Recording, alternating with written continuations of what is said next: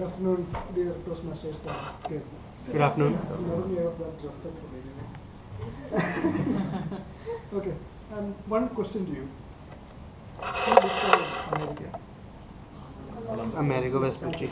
So this question has no significance at all because all of you start the speech with a question, and I thought this is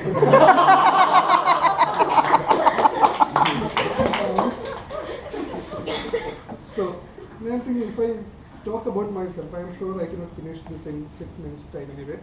So I'm thinking I will keep on talking about myself in parts like Vaibhav did, like part 1, part 2. Okay. In fact, I really don't have to talk about myself because whatever Shyam talked about himself, most of them apply to me as well. So the only difference is I had my incarnation about 2-3 years earlier than Shyamda, and of course through different parents, by the way. My birth itself had a long story. In fact, there was a chance that I would have not even been born because my father decided to go for sannyasam. He actually joined the monastery and studied there for about 4 years, and so he got the name questioner. So he questions everything, So that was the period. It was about 50 years back, and the church never encouraged questioning at that point of time. Now things have changed. Now the church likes people questioning the church. Okay, so 4 years later, he realized that rather than being a father in the church, he would rather be a father of Robert. So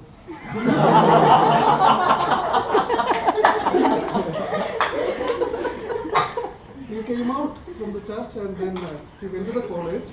Before his classmates were younger to him by about 4 years.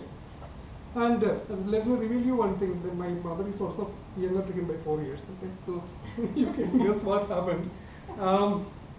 So in 73 they got married, and about a year later in 74, mid-74 I was born. And yeah, that was the story behind my birth. And just after a year, when I stood on my feet, you know what happened? Indira Gandhi declared emergency. This is true, not because of me, but this is true.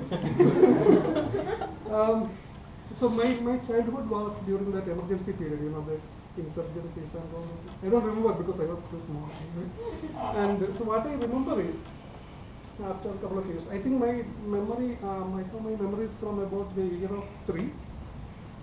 One important thing that happened is, in 79 I entered my schooling, and the very next month, if you remember, mid-79 what happened?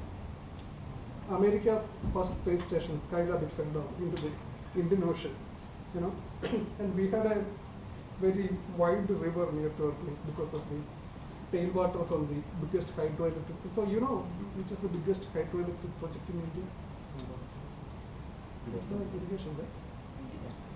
Idiki. Yeah, and that's the biggest arch dam also. It's one of its kind. It's not a straight gravity dam, it's an arch dam. It's a different kind, a must-see place.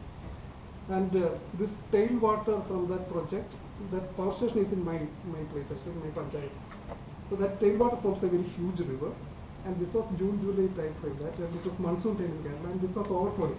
And I thought that was the Indian Ocean, right? So I declared one day when I was traveling by bus, look, yeah, Indian Ocean where the Skylab is going to come. So that made me think about what these things are like, what Skylab was all about. And I asked all these questions to my father, what these things were. And what he did is, by the way, he never asked me to study anything, which was good anyway. That way he gave me the message that the study does not end by your school or college or degree or whatever. So studying is something which is continuous. So what he did is, he gave me one book called The Humans Leap to the Sky, written by M. Ilian and Y. Sagan. So that was my beginning of the reading habit. So that was a good. Then, you must be wondering about my name as well, right? Robert, which is an English name. So what happened is, there's a story behind that as well. What happened is, my paternal grandfather, I should have been ideally called by my paternal grandfather's name, but he did not participate in the naming ceremony. So my father told, if you are not coming, then I am not going to give your name to my son. So he said, I will give the great person's name to my son. And I thought he was going to name me by the name Tolstoy or Maxim or something. But luckily he declared that he would give me the name by which the most eminent people in the world are called, and that's how he gave me this name, Robert Joseph. This is good in one way. In Oracle, the people assume that I am from an English-speaking country, which is, I get some respect because of that. And the problem is they set up meetings at odd hours in US morning. And after the meeting, they say, okay, Robert, very sorry that we set this meeting at this time because I thought you were from an English-speaking country. So I realized, you got the point, right? The moment they start speaking, they realize I'm not from so that's the reason I am here in Toastmasters. I will not tell that. Yeah, little time I will talk about this. So if you look at me now, I am a collection of paradigm shifts. My thoughts changed a lot because any person who is a student, continuous learner, will have this. Like he knows that he is something better than yesterday, and he is going to be better tomorrow. And for that reason, I am a humble person. I know that I have to learn a lot, and I came through a lot of paradigm shifts, which I will be talking about in my forthcoming sessions. So that's about me. Any questions? Thank you.